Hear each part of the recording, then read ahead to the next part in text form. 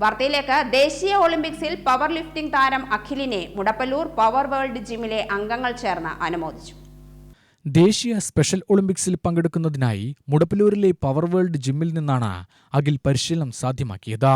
ചടങ്ങ് DTPC member TM Sasi ഉദ്ഘാടനം ചെയ്തു.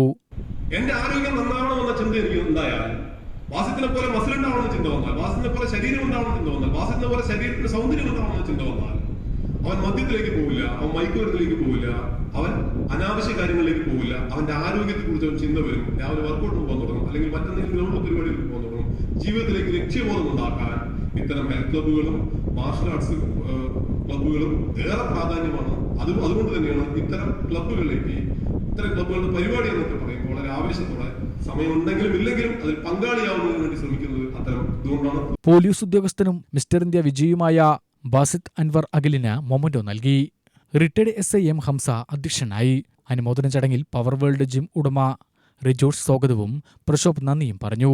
അരവിന്ദാക്ഷൻ മാസ്റ്റർ, വിനോദ് VA ബാബു എന്നിവർ സംസാരിച്ചു. അനുമോദന ചടങ്ങിന് അഖിൽ മറുപടി പ്രസംഗം നടത്തി.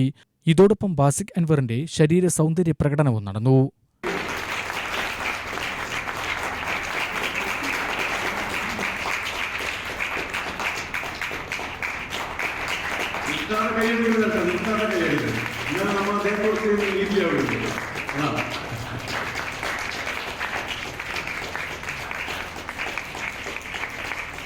UTV news Palakkad.